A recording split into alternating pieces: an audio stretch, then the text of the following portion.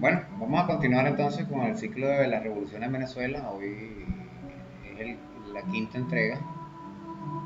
Vamos a hablar esta vez de desde López Contreras a Gallego,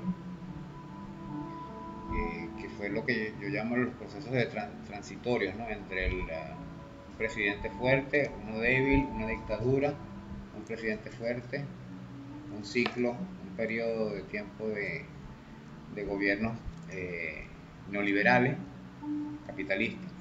Después entra la revolución nuevamente, un presidente fuerte, uno débil. Entonces a Chávez se le consideraba uno de los fuertes y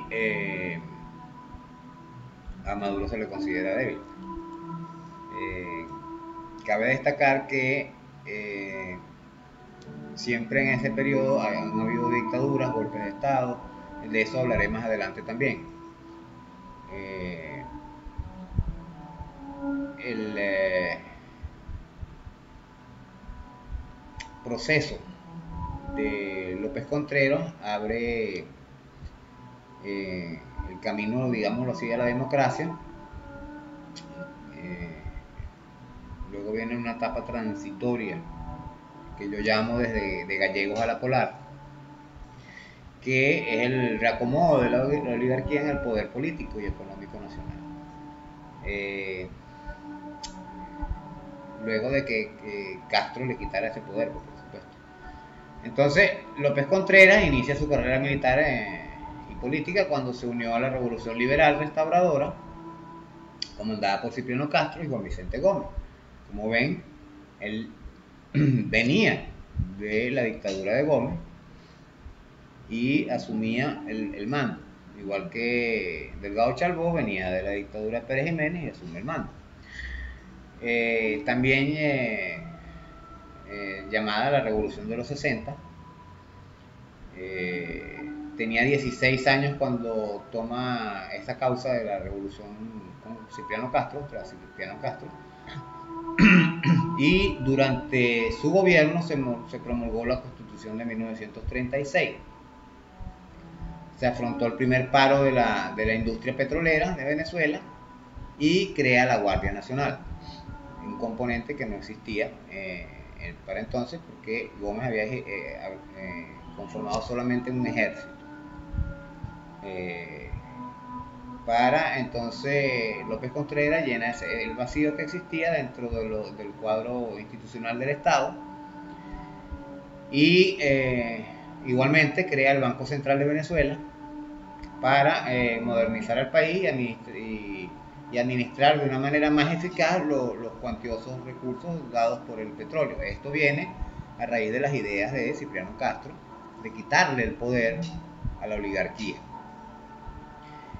Medina Argarita termina siendo entonces el inicio del proceso democrático de Venezuela, pues con los cambios que este hizo posteriormente, se generaron las condiciones que condujeron a su derrocamiento. ¿Cuáles fueron? Casualmente las mismas. Quitarle el poder a la oligarquía. Era muy nacionalista, era muy revolucionario. Mi abuelo fue su comandante de policía para cuando el golpe de Estado y fue donde él se escondió. Lamentablemente Chávez erró un poco la historia allí. Mi abuelo me contó bastante, él estuvo allí.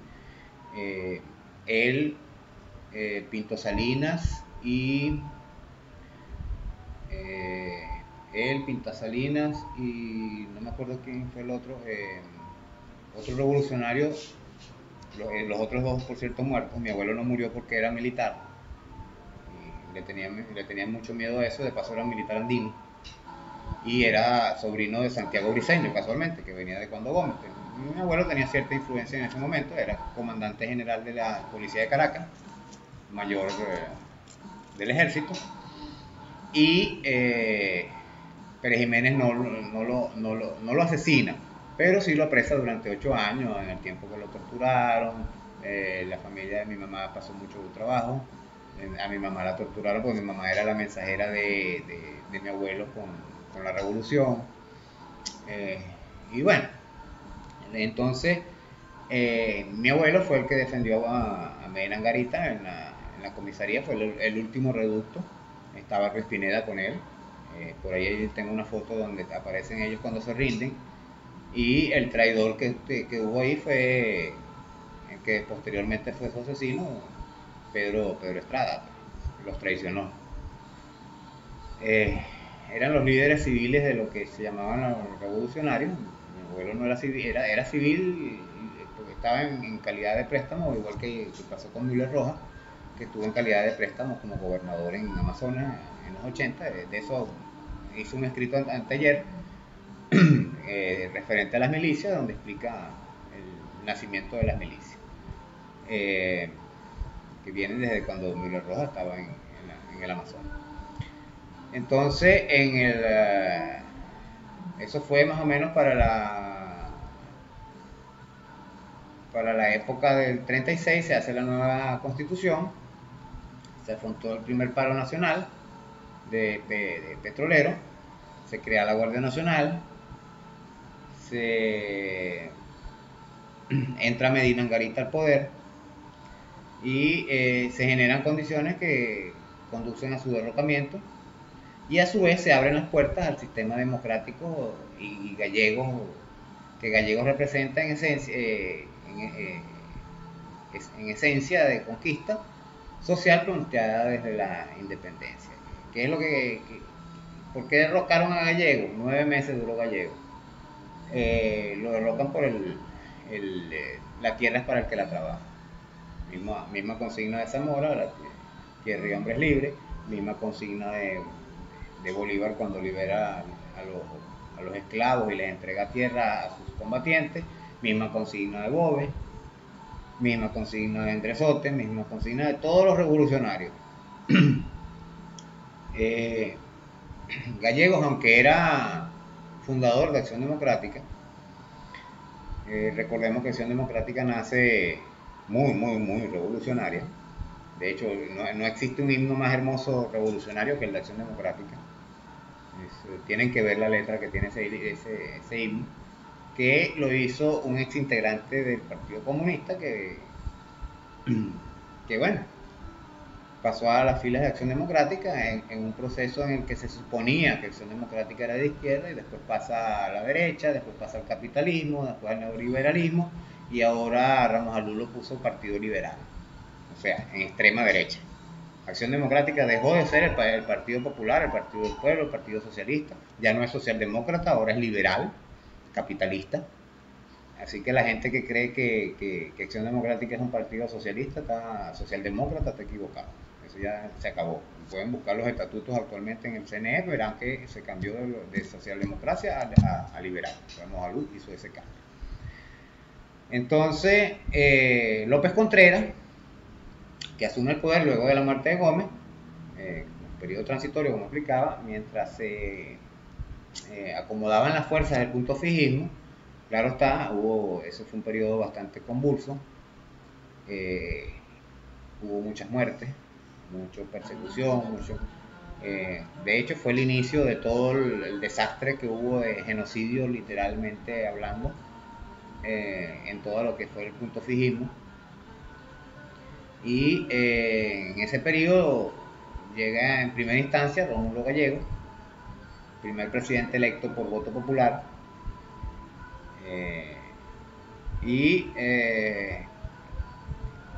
por no ser entreguista al imperio norteamericano, sino nacionalista, y asumir esas banderas zamoranas de tierra y hombres libres, es derrocado, pues, lamentablemente. Inicialmente esto lo investigué sobre Rómulo Gallegos y digamos que terminó el verdadero tema con la familia Mendoza. Eso es otro cuento allí. Rómulo Gallegos, en su gobierno derrocado, brindó especial atención a la educación. Trabajó, que quedó plasmado en su célebre frase: la obra fundamental del Estado es la educación, gobernar es educar, con la cual destaca su carácter cultural. Pero, además de la educación, lo cual tampoco a las clases dominantes les conviene y les interesa. Su mayor error fue tratar de hacer una reforma agraria, que después vino Rómulo Betancourt y hizo una tal reforma agraria, y lo que fue un fraude. Tergiversó un montón de cosas allí, y lo que hizo fue entregarle las tierras a los terratenientes, a los latifundistas y a los oligarcas, entre los cuales, por cierto, estaban los Mendoza. Casualmente esa reforma agraria la hizo un Mendoza, que fue el que creó la Polar. Posteriormente a su carrera literaria y cultural comenzó Gallego su política, que pronto lo signó como el primer mandatario presidencial del siglo XX, elegido de forma democrática, mediante el sufragio libre, directo, universal y secreto por el pueblo.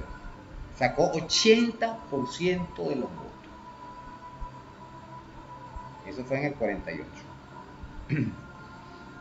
Luego vino un mandato, eso fue posterior al mandato interino, entre comillas, de Rómulo Betancourt, que le gustó mucho el poder y después derroca a Gallego y se monta él literalmente. Ejerce el cargo de presidente de Venezuela en 1948 por 9 meses, como dijimos, y Gallego se convierte entonces en el primer mandatario presidencial del siglo XXI, del siglo XX, elegido de manera directa, secreta y universal. Fue el presidente que más votos ha obtenido, ni siquiera Chávez logró tener los votos que él tuvo. Sin embargo, durante las primeras 8 semanas que duró de lo que duró su gobierno, de febrero a marzo, en el 48 crecieron las disputas entre los partidos de derecha y el partido gobernante, que era Acción Democrática, que después termina siendo también de derecha. Entonces hubo intentos de asesinato, se produjo un distanciamiento parcial del presidente con sectores de su propio partido, Rómulo Betancourt, quien creía que podía contar con los militares, que consideró leales, como Delgado Chalbó. Con la reforma de la ley de impuestos sobre la renta, promulgada el 12 de julio del 48, casualmente, impuestos sobre la renta, donde le subieron los impuestos a los ricos, se establece la imposición adicional del 50% en el exceso de las ganancias que obtuvieran las empresas por encima de los impuestos sobre la renta tributaria a la nación. ¿Qué implicaba esto? Que además de eso, las petroleras norteamericanas también tenían que ver allí. Y fueron realmente las petroleras norteamericanas las que la creó Lee Corporation, por cierto, que influyeron en el derrocamiento de financiando a Betancourt, que casualmente después se fue a Estados Unidos, bueno, y allá vivió pagado todo por él. Rafael Caldera posiblemente también. Todos estos dirigentes pasaron a hacer eso. El 24 de noviembre del 48 entonces Gallego es apresado y el 5 de diciembre se le expulsa del país, junto a toda su familia. Por suerte no lo asesinaron porque le tenían mucho cuidado por su popularidad como escritor, como académico, como intelectual. Su separación del poder se debió a este golpe de Estado bajo el mando de los militares encabezados por Delgado Chalbó, y lo destituyen de su cargo. Entonces, ese gobierno, esa junta de transición, la integraron el exministro de Defensa Gallego, Carlos Delgado Chalbó, y los tenientes coroneles Marcos Pérez Jiménez y Luis Lovera Páez. Muere así la experiencia democrática. Hasta ahí llegó, porque el punto fijismo no fue nada democrático, no fue nada electivo, sino selectivo. Se seleccionaban a los que iban a gobernar, no nada. Y eso lo hacían los partidos políticos y las élites de poder. Y Norteamérica, Estados Unidos y Norteamérica. Tras el magnicidio de Delgado Chalbó, la Junta Militar, con la intención de sumar apoyo, decidió designar a un civil como nuevo presidente, siendo escogido de Germán Suárez Flemerich, para entonces embajador del Perú, en el Perú, embajador de Venezuela en el Perú. Como estaba afuera, algo similar a lo que se hizo con Nicolás Maduro, estaba afuera, se trajo de vicepresidente por la enfermedad de Chávez y literalmente se le designó como presidente encargado hasta el momento de la muerte de Chávez y la consecuente elección por constitucional. Pues.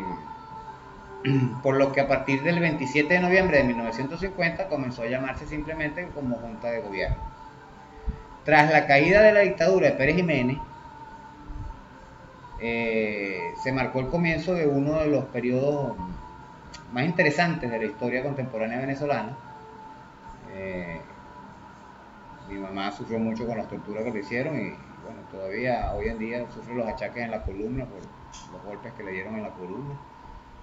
Y bueno, después del 23 de enero del 58 asumió el poder entonces esta Junta de Gobierno, que dirigió el proceso político del país hasta el restablecimiento del régimen constitucional.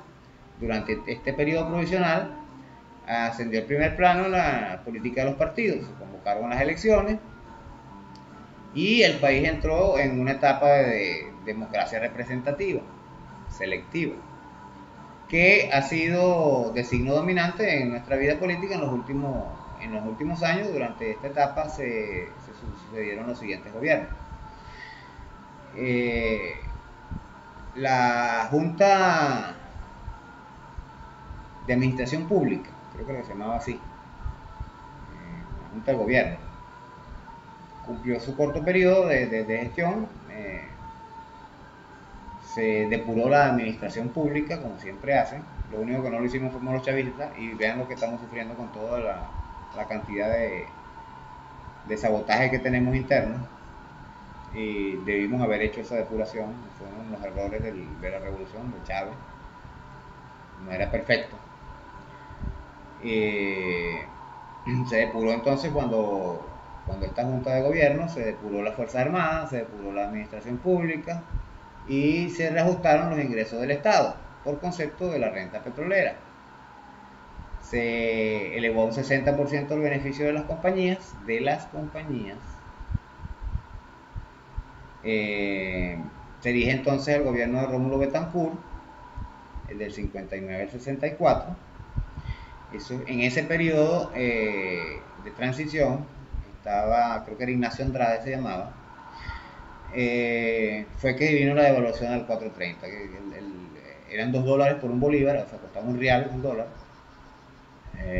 y devaluaron al 4.30. Sería bueno sacar cuántos miles por ciento sería esa devaluación hoy en día. La Junta de Gobierno entonces designó un gabinete ejecutivo en el cual predominaron también los representantes de la oligarquía económica. De esta forma, los sectores poderosos de la economía supieron aprovechar la movilización popular y la falta de garra de los partidos democráticos para ocupar posiciones decisivas en el nuevo gobierno.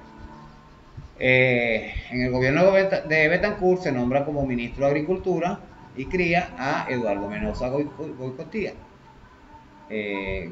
es que la cosa. Eduardo Mendoza, como ministro de Agricultura y Tierra, propicia esta reforma agraria y facilita el proceso para que las tierras pasen a nombre de sus amigos. ¿Okay? Siendo no casual este nombramiento, se fue del 45 al 47. Vean la fecha en que se fundó la Polar y van a darse cuenta de cómo es. Y más adelantico vamos a ver. Este Eduardo Mendoza Goiticoa es primo de Lorenzo Alejandro Mendoza Fleury, que en 1941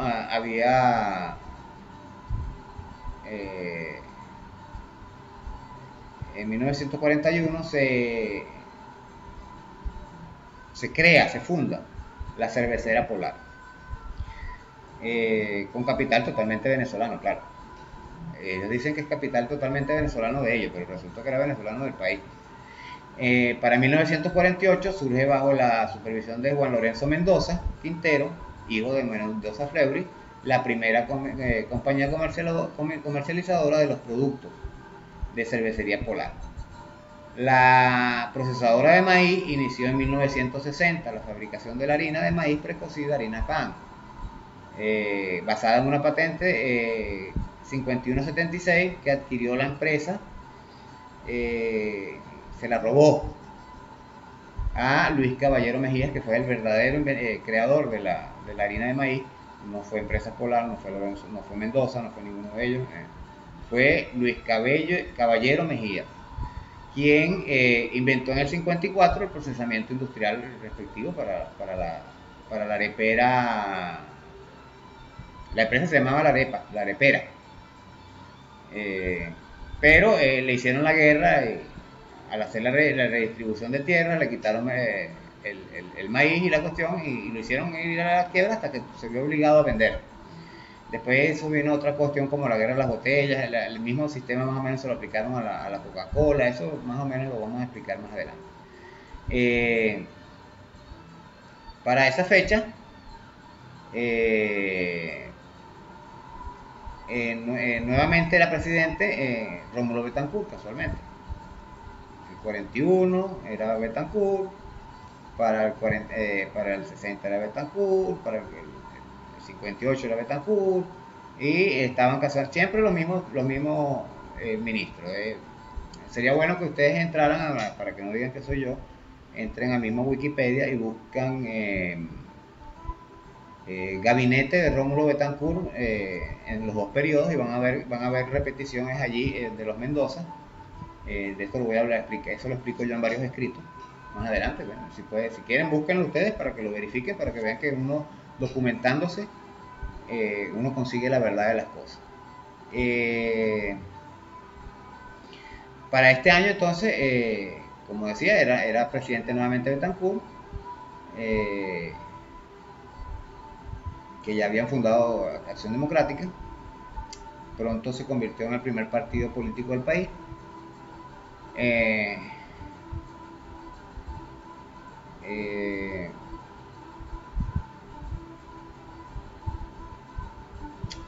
Betancourt gana con el 49% de los votos. Pero eso haciendo una guerra, persiguiendo a la izquierda, ya para esa época, eso fue ya el proceso de mutación de ese partido. Entonces, como decía, el 13 de febrero del 59 asume el cargo a su segundo gobierno. Se caracterizó por la apertura de la estabilización de la democracia venezolana, la promulgación de una nueva constitución, la reforma agraria, el desarrollo de la industria petrolera en Venezuela con su adhesión de la Organización de Países Exportadores de Petróleo, ¿okay? Que no se creó porque él quiso, vamos a estar claros. La economía estaba centrada en la independencia económica del país y al desarrollo industrial al aplicar el modelo de la CEPAL, ya por ahí no era independencia económica, y era referente a las importaciones, pues, impulsado por el ministro de Hacienda en entonces, José Antonio Mayobre. ¿Dónde se beneficia? A Polar, Mendoza. Se comienza entonces el proceso industrial. Filántropo, también ejerció como este filántropo Mendoza Fleury, industrial, de filántropo yo no sé, no lo veo mucho. Ejerció como diplomático, se desempeñó durante 14 años en cónsul en Filadelfia, casualmente, en Estados Unidos, así como fue durante 9 años embajador alterno ante las Naciones Unidas. El actual Mendoza es bisnieto de ese Mendoza y ese Mendoza a su vez es descendiente de Cristóbal Mendoza, que fue el primer presidente de Venezuela, y Juana Bolívar, una hermana de Libertador. De ahí es donde salen ellos que dicen que son descendientes de Libertador. Entonces, de ahí sale Leopoldo López, que es primo de Lorenzo Mendoza, a decir que es descendiente de Libertador.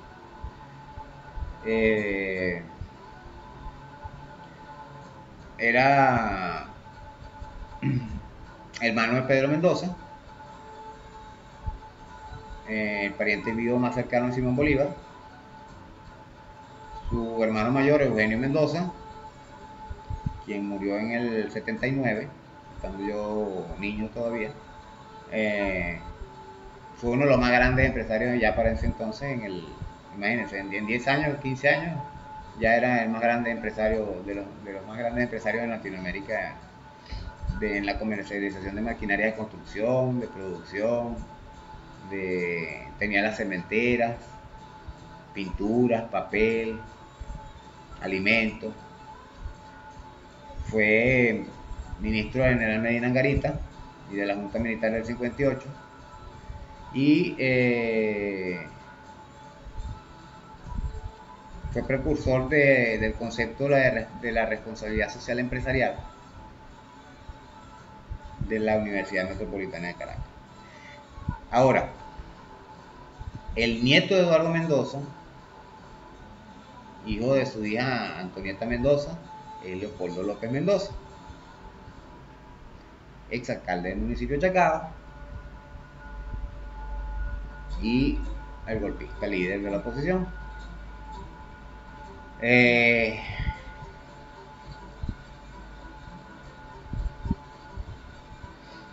1954, cuando fue creada la refinadora de maíz de Venezuela, de maíz venezolana, de la Polar, se desarrolló un sistema para producirla a gran escala a nivel mundial. Entonces, ese sistema facilita la preparación de las arepas y Mendoza lo trata de hacer internacional, pero como todos los ricos, para no utilizar sus recursos, comienza con el chavismo casualmente a hacer la guerra económica, comienza a pedir dinero, esto es lo que habla Mario Silva, y aumenta todo ese proceso. Eso hablaremos más adelante, tengo un par de escritos específicos de eso. Entonces, como estaba diciendo, Betancourt sienta las bases de la persecución, del punto fijismo, por eso le dicen padre de la democracia, sí es padre de la democracia, representativa y opresora, de la democracia oligarca, de la democracia de las élites empresariales y políticas, de la democracia dependiente del Norteamérica, de otro imperio, y bueno, esa democracia de la que gracias a Dios ya no formamos parte desde el 99, que los ciudadanos tomamos nuestra propia constitución y la creamos y la votamos y la defendemos. La hemos defendido por 20 años durante por lo menos 2 veces al año. Se nos presentan los intentos de disolver la constitución. Desde el mismo 2001, desde el 99 mismo incluso, porque cuando se mandó a votar en contra de ella la oposición, los adecos fueron unos, porque ellos querían su constitución punto fijista y querían seguir gobernando ellos y sin derechos humanos, porque estaban derogados los derechos pues, sociales. El golpe de estado, no, el toque de queda fue permanente desde el 59 hasta la fecha, hasta el 99, hasta el 98, que Chávez ganó la presidencia. Entonces, bueno, en la parte 6 se lo voy a explicar más adelantico. Recuerden ponerle me gusta al canal de YouTube y ponerle me gusta al video y suscribirse al canal de YouTube para que le lleguen los demás videos que voy a estar escribiendo, que cada vez se van a hacer más interesantes. Estos son un poquito tediosos, pero explican más o menos la base de esto. Este es un poquito el más enredado porque es el transitorio, ¿no? Y estoy hablando de 3, 4 presidentes de un solo golpe, a manera corta, porque apartando a Medina, incluso apartando al mismo Pérez Jiménez, que hizo muchas obras en el país, llevó al país a un desarrollo avanzado, hizo el país una potencia y por eso lo derrocaron los norteamericanos. De hecho, lo derrocaron en el momento en que él decidió ser más nacionalista y quería hacer la toma de las petroleras, quitárselas a las empresas norteamericanas. Y bueno, la petrolera que tenía la Creole, que tenía hasta su noticiero, dominó la opinión pública, como hacen los medios actualmente, y lograron derrocarlo. Lo derrocaron los norteamericanos. Bueno, realmente no, él se fue. Y bueno, agarró unos reales, unas cosas del Banco Central, sí, y se fue. Entonces, bueno, lamentablemente eso le manchó todo, bueno, eso y los asesinatos y las persecuciones.